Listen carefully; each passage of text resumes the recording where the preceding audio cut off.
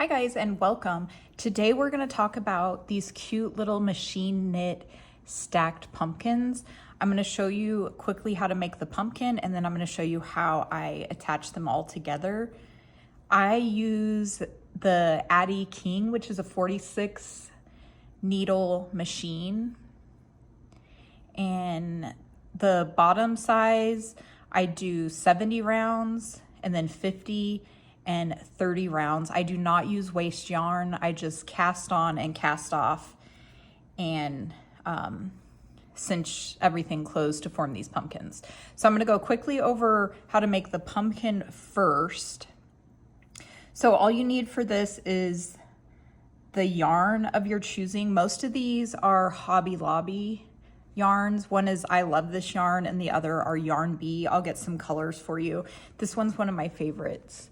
It has a little gold fleck. It's like a creamy off-white ivory color with gold flecks in it.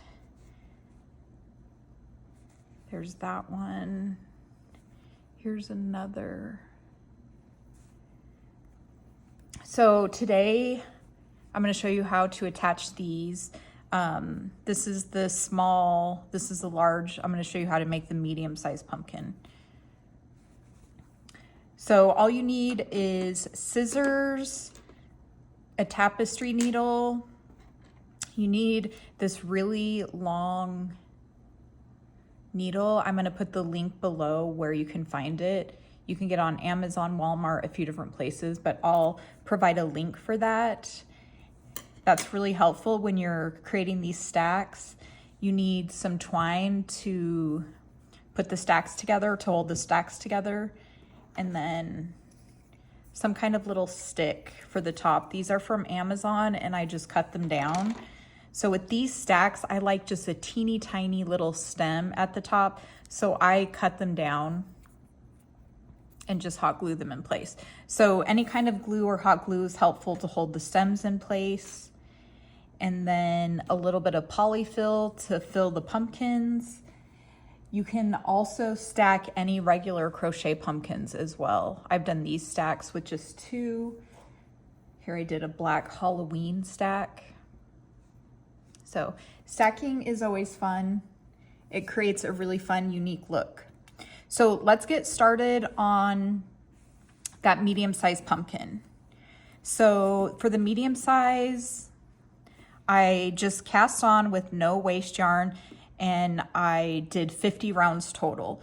Once I cast off, I just take each piece, cinch it closed like that. So for the pumpkins, we are going to double this up. You want to double it so the Poly-Fil does not show through.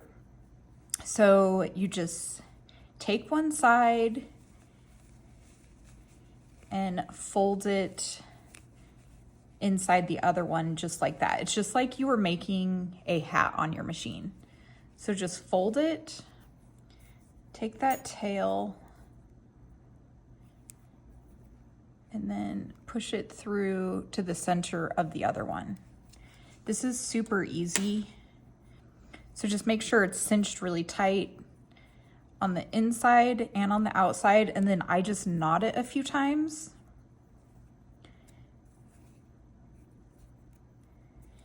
And this is going to be the inside bottom of the pumpkin. So I knot it a few times and then I take my tapestry needle and I just weave in around that center, just like when you're crocheting and weaving your end in. Just weave it in, get it nice and tight and secure.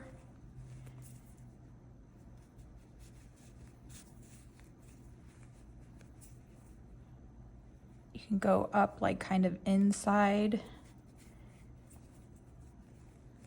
and then go back down and then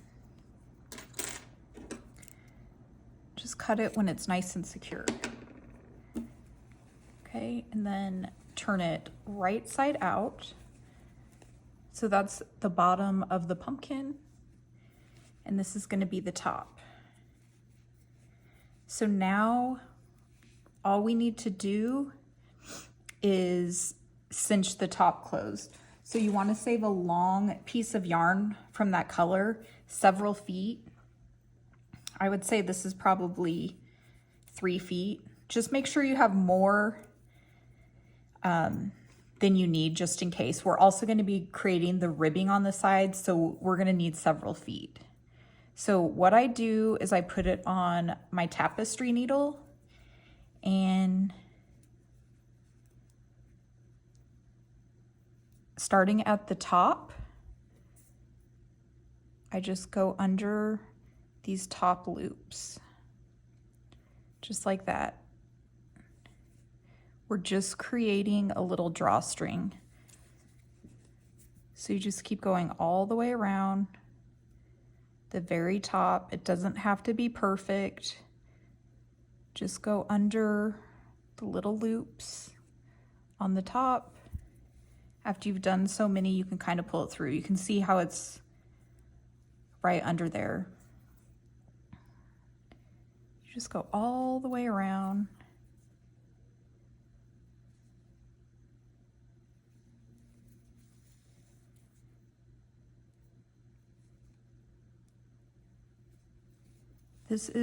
There's several different methods I've seen on how to cinch this closed. This one is just really fast and easy for me. It looks nice after you're finished, and it's quick. So once you have that, I like to make these pieces nice and even. Okay, and you can see, so I make it even. You can see you can start cinching it up. Okay, so what I do is I put the filling in first. I find these knitted pumpkins seem like they can take a little bit more filling than the crochet pumpkins I make. You know, these are really, really stretchy, but you don't want to overdo it because you don't want the filling to show through. So less is always more. So start off with a little, start cinching your pumpkin together, and then see how it is. This looks pretty good. You want these pretty tight, because if you don't put enough in, these sides don't get nice and smooth like this. They get kind of weird in between the stitches and pucker kind of weird. So I would say that's pretty good. Okay, so you want to cinch it closed, and then I knot it. This is the middle pumpkin, so I'm not concerned about the center of it, but if you were putting a stem in this pumpkin, like if you were doing a singular pumpkin like this, then keep a little hole for the stem. You can use your stem as a guideline, or sometimes I put my pinky finger in there. But I cinch it closed like that, then double knot it. Okay. And now I go ahead and use both strands to do the ribbing, just because it's a little bit more sturdy. But if you wanted to knot it off really good and weave this extra end in right now and just use one, that's fine. But I have them both here, so it's easy to work with. So I put it back on my needle, and I just start creating the ribbing. So on my pumpkins, I typically do about 5 ribs like this. You can do 6, 8, 4, as many as you want.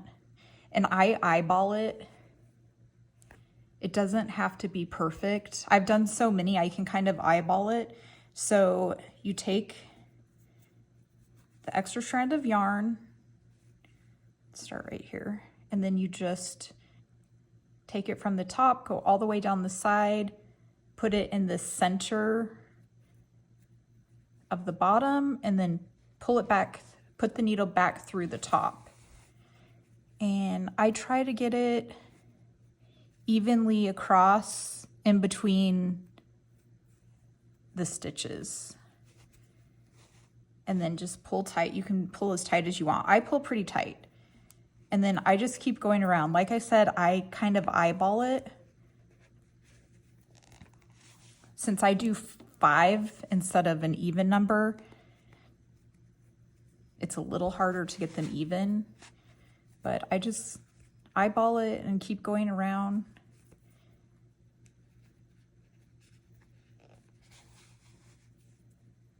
Just kind of adjust it, make sure it's kind of in the center.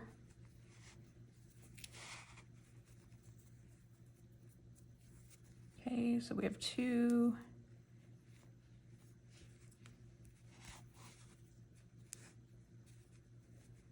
That looks about good. Okay, and then I'm just gonna make 1 more. So again, just pull from the top.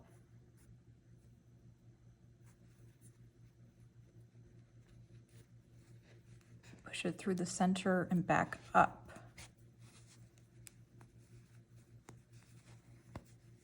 Just kind of adjust it where you want it and then pull tight. There you have a perfect little pumpkin. Okay, and now you just want to secure it just like you would with your crochet and knitting projects. I go around the center where it's really tight. Make sure it stays in place.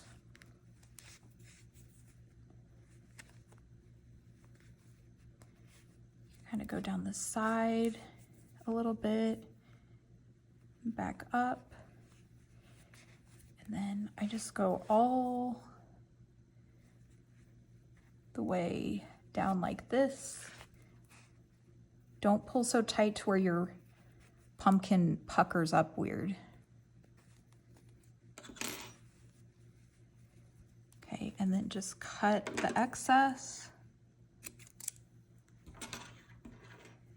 Okay, there you have your cute little pumpkin.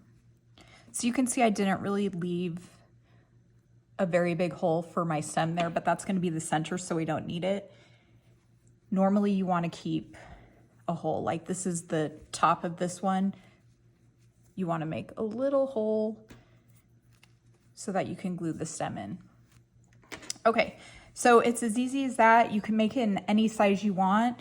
I get a lot of questions if I use the same machine. Yes, it's all the same machine. The more rounds you do on the machine, the bigger the pumpkin's gonna be. I know it sounds crazy that a 46 pin would create a bigger size depending, but it works somehow and they always turn out great. Okay, so I stack them. I kind of do them off-centered. So the rib right here is down the center.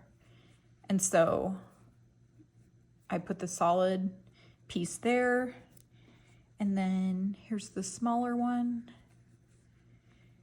And I do it kind of off-centered again, like that. Okay.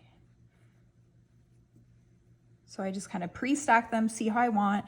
Now we're gonna take our twine. You want a really long piece. You want enough to go all the way through the layers of the pumpkin and then tie a bow at the end, like that. So this part's very easy as well. This is when this long needle, I believe these are called upholstery needles. I think people use them to sew buttons through their couch cushions and different things like that. So very, very handy to have. So I put my twine on the needle and hopefully I can get this in the shot. So I go off-centered a little bit and I just push it all the way through all the layers, just like this. And you want to be off-centered and just push it all the way through. Still, when you get to the bottom, I try to kind of put it in the middle of one of those ridges just to kind of hide it a little bit. Just push it all the way through. Okay, and then let me rethread my needle, it fell off. And then you just go back up the side, slightly off-centered, and you just go all the way back. You just push the needle all the way through. It's so easy and it's really nice and secure. Let's see. So I try to push my needle like that to where it's even with the other side. Okay, so before you tighten it down, I just readjust everything, put all these exactly where I want it.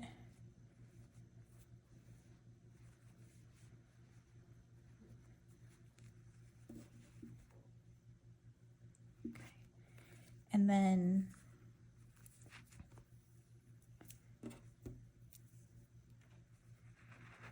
make sure this is nice and even. Okay, and then I knot it. Actually, this one's a little off-centered. There you go. So I knot it, and I like to push mine tight. I like them to smush down like this, but you don't have to do that. I just think it looks cuter. So it'll be in the center where your stick is, but you can still have room to like push it aside to put your stick in at the end, so don't worry about that. So I do one knot and then one more knot to secure it. Then kind of readjust them. Again, make sure everything looks good.